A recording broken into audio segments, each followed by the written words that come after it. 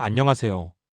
이번 시간에는 과제 해결의 핵심 열쇠인 구조화와 MEC 원칙에 대해 알아보겠습니다. 복잡한 문제를 논리적으로 분해하고 최적의 해결책을 도출하는 방법에 대해 함께 고민해 볼 예정입니다. 우리는 왜 복잡한 문제의 해결책을 찾지 못할까요? 그것은 바로 해결해야 할 과제가 너무 복잡해서 한 번에 해결책을 내기 어렵기 때문입니다. 과제를 구성하는 여러 논점들이 얽혀 있어 전체적인 모습을 파악하기 어렵습니다. 이를 해결하기 위해서는 과제의 구조화가 필요합니다. 문제의 구조와 발생 메커니즘을 파악하고 진정한 원인을 찾아내기 위해 논점들의 관계를 정리하는 과정이 매우 중요합니다. 해결의 지도를 만드는 도구 중 하나가 바로 로직트리, 즉 이슈트리입니다. 이는 하나의 큰 과제를 몇 개의 핵심 이슈로 분해하고 그 이슈를 다시 하위 이슈로 세분화해 나가는 도구입니다. 중요한 것은 무작위로 나열하는 것이 아니라는 점입니다. 나뭇가지가 뻗어나가듯 일정한 논리적 질서를 갖추는 것이 원칙입니다. 이러한 논리적 사고의 핵심에는 MEC 원칙이 있습니다. MEC는 Mutually Exclusive, 즉 상호 배타적으로 중복이 없어야 한다는 의미입니다. 그리고 Collectively Exhaustive, 즉 전체를 포괄하며 누락이 없어야 한다는 의미입니다.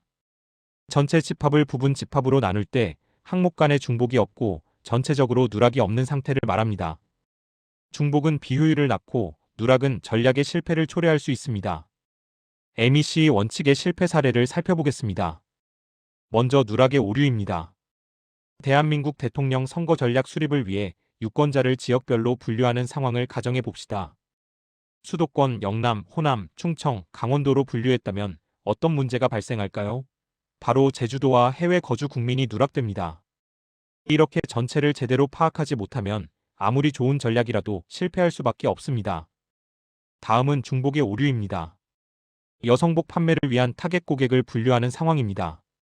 숙녀 캐주얼, 숙녀 정장, 그리고 직장 여성으로 나눈다면 어떨까요? 직장 여성이라는 카테고리는 캐주얼과 정장 양쪽에 모두 포함될 수 있습니다. 이렇게 되면 부서 간의 업무 혼란이 생기고 마케팅 자원의 중복 낭비를 초래하게 됩니다. 그렇다면 MEC의 완벽한 분류는 어떤 모습일까요?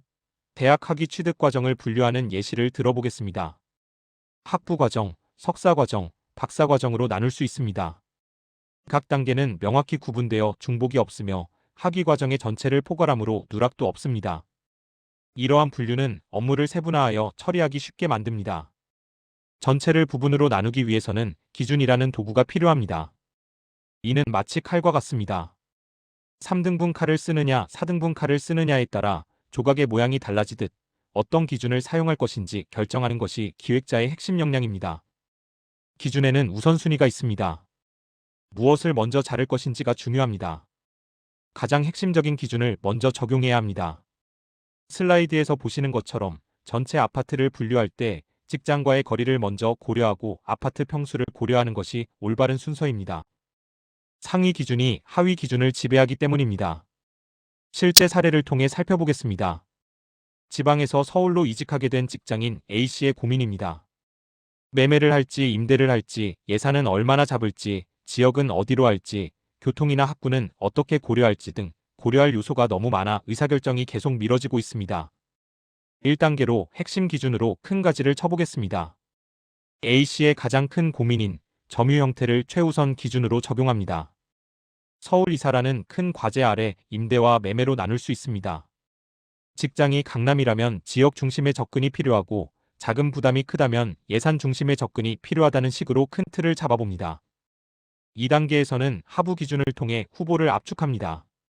임대를 선택했다면 강남구, 서초구, 송파구, 분당 등으로 지역을 세분화하고 각 지역별로 도보거리의 아파트, 주거 환경 좋은 빌라, 역세권 등 세부 조건을 추가할 수 있습니다. 매매의 경우 3억 이하 3에서 5억, 7억 이상으로 예산을 나누고 각 예산에 맞는 지역과 주택 유형을 탐색하는 방식입니다. 여기서 완벽주의의 함정을 경계해야 합니다. 임대 후 매매와 같은 특이 케이스는 어디에 속하는지, 누락된 것이 아닌지 궁금해하실 수 있습니다. 하지만 가능한 모든 선택지를 열거하려는 것은 과잉사고로 이어질 수 있습니다. 미미한 케이스가 전체 의사결정에 큰 영향을 주지 않는다면 과감히 무시하거나 기타 항목으로 분류하는 것이 좋습니다. 결론적으로 MEC는 분류 그 자체가 목적이 아닙니다. 핵심을 꿰뚫어보고 논의를 진전시키기 위한 도구입니다. 다소 불완전하더라도 해결책을 도출하는 데 부족함이 없다면 그것이 바로 좋은 MEC, 즉 실용적 MEC라고 할 수 있습니다. 오늘 강의의 핵심 요약을 살펴보겠습니다. 첫째, 복잡한 문제일수록 전체 그림, 즉 빅픽처를 먼저 보고 과제를 구조화하십시오. 둘째, MEC의 원칙을 활용하여 중복과 누락을 없애 효율성과 전략적 완결성을 확보하십시오. 셋째, 목적에 맞는 기준이라는 칼을 선택하고 중요한 순서대로 문제를 나누십시오. 마지막으로 완벽한 분류보다는 논의의 진전이 더 중요하다는 점을 기억하시길 바랍니다.